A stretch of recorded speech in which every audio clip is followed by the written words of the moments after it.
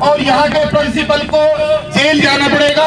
ये मुद्दा इस देश के अंदर SC ST एक्ट को लागू कराने का एक नजीर बनेगी, ऐसा हमारा मानना है। और उसी लिए हम आगे बढ़ करके आज यहाँ पर इकट्ठा हुए हैं। हमारे सफाई कर्मचारी आयोग के पूर्व चेयरमैन मेरे छोटे भाई हरनाम सिंह जी मौजूद हुए हैं, उदयगिरी जी भी है, उनसे मैं प्रार्थना करता हूँ कि आगे आए और उनका सम्मान है। हमारे जो स्ट्रीट वेंडर साथी हैं यहाँ पर, सबसे पहले उनके मन में एक सवाल है कि आज हम यूनिवर्सिटी के गेट पे क्यों खड़े हैं। हम जो हमारी लड़ाई लड़ते हैं जब हमको वहाँ पुलिस हटाती है उसके लिए, तो आपके दिमाग से ये चीजें एकदम क्लियर कर दे कि आज हम यहाँ पे क्यों हैं। आपको ये बात समझ लेना होगा कि रोड में हमको उखाड़ा जाता है, यूनिवर्सिटी के अंदर हम हमारे इन प्रोफेसर को और इनको उखाड़ा जाता है, बस्तियों में उनको उखाड़ा जाता है। मतलब हर एक जगह जहाँ कहीं हमारे समाज की एक बेटी रितु सिंह जो दिल्ली यूनिवर्सिटी के एक प्रसिद्ध कॉलेज दौलत राम कॉलेज में एक असिस्टेंट प्रोफेसर के पद पर रही, उन्हें तमाम मेहनतें सोची कि हमारा जो बहुजन समाज है, हम कितने पढ़ लिख कर उतनी मुश्किल से उस जगह पर आते हैं, लेकिन हमारे हाथों को काटने के लिए ये जो जनरल कास्ट के, ये मनुवादी सोच के जो लोग हैं, हमारे हाथों को काट देते हैं। और इसी साजिश का शिकार हुई डॉक्टर रितु, जो assistant professor Daulat Ram college, और उनको शिकार बनाया इस कॉलेज की प्रिंसिपल डॉक्टर सविता राय, जिन्होंने अपनी एक फर्जी डॉक्यूमेंट तैयार कर डॉक्टर रितु सिंह को, कुछ बच्चों को जो उनको विटनेस बनाकर उनको फर्जी डॉक्यूमेंट के आधार पर उन्हें नौकरी से निकाल दिया गया। और उनकी गलती क्या थी? क्योंकि वो बहुजन समाज की लड़की थी, बहुजन समाज की बेटी थी, और उनका यही जुर्म था कि वो अच्छे कपड़े पहनती थी। सविता रॉय जी जिनकी लड़ेंगे कैसे नहीं जी, आज लड़ेंगे अपने कानून से, जो बाबा साहब ने हमें संविधान दिया है, हम लड़ेंगे जैसे काशीराम जी ने इनकी आवाज निकाली थी, सड़कों पे उतरेंगे, जैसे सब सड़कों पे भी उतरेंगे, और वैसे जैसे काशीराम जी ने इनकी आवाज निकाली थी, काशीराम जी ने। डॉक्टर रितु मैडम हैं, तो वो शेड्यूल कास्ट से बिलोंग हैं, तो उनके लिए ये है कि भी सारे जो एक दौलत राम कॉलेज में असिस्टेंट प्रोफेसर पे वो कार्यरत हैं, उनको सब्जेक्ट तो कुछ और था, लेकिन पढ़ाने के लिए उनको हरासमेंट किया जाता। और ये सारी साजिश है सविता राय मैडम की, जो वहाँ की प्रिंसिपल है। लेकिन मैडम प्रिंसिपल हैं, मैडम उनसे मैं ये कहना चाहूँगी कि महिला होते हुए और महिला के साथ इतना हरासमेंट किया जा रहा है, ये बड़ी शर्म की बात है। जानबूझ कर टारगेट किया जा रहा है डॉक्टर रितु, जानबूझ के किया जा रहा है सर। देखिए ना, उसको गोल्ड मेडल लेडीज है वो रितु मैडम है, और क्वालिफाइड है, हर तरह से फुलफिल है अपनी क्वालिफिकेशन के बेस पर, लेकिन फिर भी हरासमेंट किया जा रहा है सर। उसको हम बिल्कुल बर्दाश्त नहीं करेंगे। एक महिला होते हुए महिला के साथ अत्याचार हो रहा है, हम बिल्कुल बर्दाश्त नहीं करेंगे सर। कहा जा रहा है स्टूडेंट का फीडबैक लिया गया, तब ये फैसला लिया गया। फीडबैक तो ये कि सर FIR भी दर्ज हुई है इन पर सर का, लेकिन कई साल हो गए ना इस मामले को, तो लेकिन सर चल रहा है। हम हारने वाले नहीं सर, हम हिम्मत से सर, और रितु मैडम को सर न्याय दिला कर रहेंगे सर। दलित है कि इस वजह से उनको निशाने पर लिया जा रहा है? दलित तो है ही, दलित भी है सर, दलित के ही बेस पे ज्यादा उनको हरासमेंट किया जा रहा है। लेकिन सर दलित इतने कमजोर नहीं है सर, सक्सेसफुल है, क्वालिफिकेशन है, सब कुछ होते हैं, हरासमेंट किया जा रहा है। बड़े शर्म की बात है सर, ये सब नहीं होना चाहिए सर उनके साथ। तो सर हम उसके लिए आगे तक जहाँ तक हमें जाना होगा, उनका FIR दर्ज भी कराएंगे और उनको अरेस्ट भी कराएंगे सविता राय मैडम को सर, जहाँ तक हम आगे जाएंगे। लेकिन अपनी रितु मैडम को आगे अपना न्याय दिलाने का सर हमारा सिद्धांत रहेगा सर। जो रजिस्ट्रार थे विकास गुप्ता, इनके ऊपर FIR दर्ज हुई है, और उनका पता चला है कि चार्जशीट भी लागू हो गया है। और उसमें बहुत सारे, हमारी जो यूनियन थी, मैं SC ST वेलफेयर एसोसिएशन से जुड़ा हूँ और मैं सेक्रेटरी हूँ, अमरदीप कच्छप नाम है। और हम लोगों ने खुद प्रिंसिपल से मिलने गए थे रितु के केस में, तो वहाँ पे मैडम का कहना था कि ये दलित कहाँ से लगती है, इनके पहनाव उड़ाव, वो कहती है कि 50-60 हज़ार का तो फ़ोन लेके चलती है, क्रेटा गाड़ी में चलती है। तो हमारी यूनियन का कहना था, मैडम ये क्या बात हुई, क्या हम दलित आज भी दलित ही हैं? हमारे पास पैसे नहीं होना चाहिए? हम दलित इस चीज़ से पहचाने जाएंगे कि हमारे पास कपड़े नहीं है या हम फटे पुराने कपड़े पहने हुए?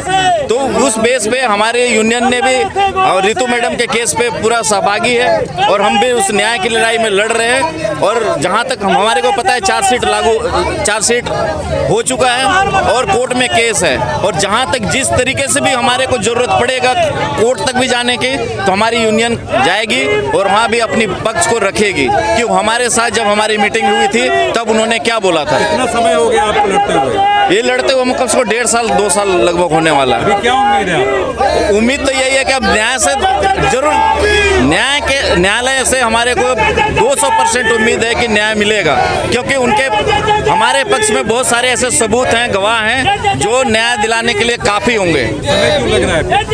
अब समय क्यों लग रहा है? शायद न्यायिक प्रक्रिया है, कभी कभी चार्जशीट नहीं लागू हुआ। जब तक चार्जशीट लागू नहीं होगा तब तक न्यायिक प्रक्रिया शुरू नहीं हो सकती थी। अब चार्जशीट हो गया है, अब कोर्ट में जब केस चलेगा तब दूध का दूध पानी का पानी हो जाएगा। और हमें मामला कोर्ट में है तो अभी इस प्रोटेस्ट का क्या? प्रोटेस्ट का ये कि अरेस्ट तो करना चाहिए, अरेस्ट भी तो होना चाहिए। SC/ST एक्ट का एक वो है कि कोई भी जो SC/ST एक्ट का उल्लंघन करता है, एट्रोसिटी एक्ट करता है, तो उनको एक अरेस्ट होना जरूरी होता है, क्योंकि वो फिर प्रभावित कर सकता है पूरे केस को। लेकिन यहाँ पे ऐसा नहीं हुआ है, तो इससे थोड़ा सा ये लग रहा है कि कहीं ना कहीं ऊपर से दबाव है, लोग मनुवादी लोगों का दबाव है, शायद गवर्नमेंट का दबाव हो सकता है, क्योंकि उन्हीं से अभी तो सारे के सारे उन्हीं लोग हैं। लेकिन फिर भी न्याय मिलेगा, क्योंकि सबूत को कहाँ कहाँ मिटाएंगे? हम लोग खुद उनके गवाह हैं, हमारे को क्या करेंगे?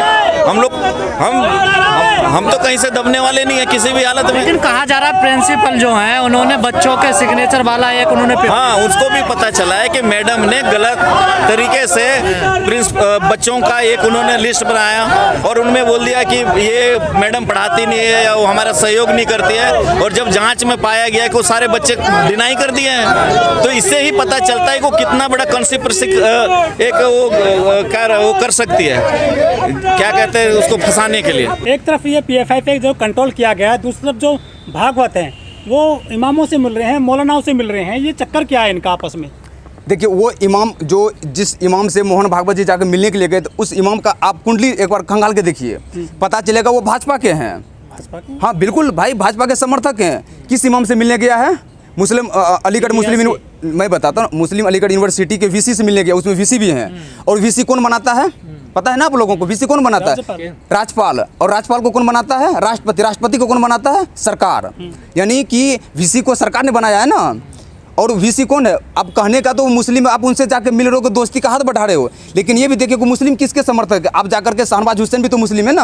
अब शहनवाज हुसैन के घर में जाकर खाना खाए, वो बोले कि मैं मुस्लिम के घर से खाना खाया, वो मुस्लिम के घर से खाना खा नहीं, आप भाजपा नेता के घर से खाना खा है, ये चीज़ आपको समझना पड़ेगा। और जिस VC जिस इमाम के घर में जाकर के ये मुलाकात करके आए हैं, चादर चढ़ा करके आए हैं, फूल माला दे करके आए हैं, उनसे हाथ मिला के आए हैं, गले मिल के आए हैं, पता नहीं और क्या क्या करके आए हैं, मुझे नहीं पता।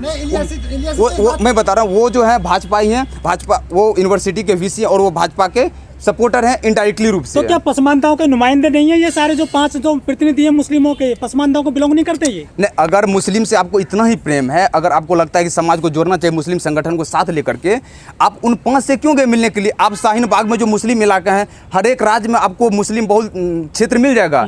आप बिना बताए उस मुस्लिम बहुल क्षेत्र में जाइए ना, जहाँ गरीब रहते हैं, उनसे जाकर उनके समाज में मिलिए, वहाँ के स्कूल में जाकर के मिलिए, मदरसा में जाकर मिलिए। मदरसा में तो वहाँ भी गए थे मिलने के लिए, लेकिन आपको पता है कि वो जो जिस इमाम से मिलने के लिए, वो इमाम कहाँ में है?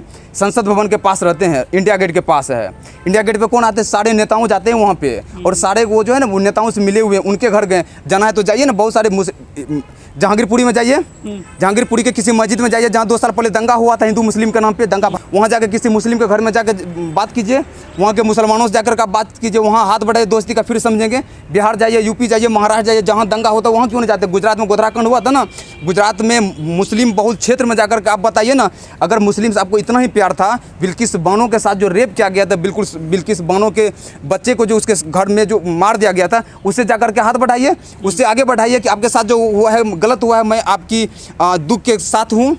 वहाँ क्यों नहीं जाते? अगर इतना ही मुस्लिम प्रेम है तो गुजरात जाइए ना, जिस बच्ची के साथ, जिस महिला के साथ रेप किया गया है, उनसे जाकर के हाथ मिलाइए, फिर समझेंगे वाकई आप मुस्लिम से आपको प्यार है। ये दिखाने के लिए घड़ियालू आंसू मत बहाइए, समाज को तोड़ने का काम करते हैं ये लोग, जोड़ने का काम कहाँ करते हैं जी? कहा जा रहा है जिस तरीके से PFI पे बैन लगाया गया है वो चुनावी मुद्दा बनाने के लिए किया गया है। वही मैं 2 दिन पहले भी मैं किसी से बात करके बोल रहा था कि बिल्कुल अभी जो सरकार है हिंदू मुस्लिम करने के लिए टारगेट में है, और वो चाह रही है सरकार किसी तरह 2024 से पहले एक बहुत बड़ा हिंदू मुस्लिम हो जाए, डिवाइड एंड रूल हो जाए, ताकि हिंदू का संगठित वोट इसे मिल जाए। तो मैं कहना चाहता हूँ सभी मुस्लिम भाई से